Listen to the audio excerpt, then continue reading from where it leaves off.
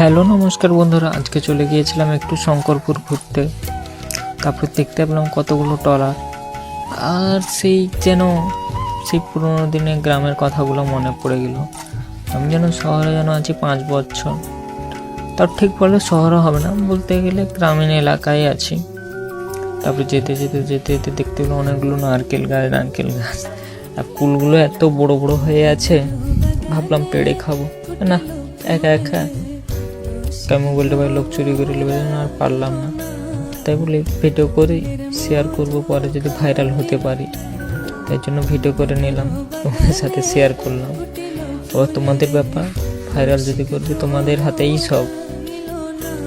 তোমরা যদি পারো, তোমরাই আমার ভগবান, তোমরা আমার পরিজন, তোমরা আমার গুরুজন। তাই ভিডিওটা ভাইরাল করে দাও।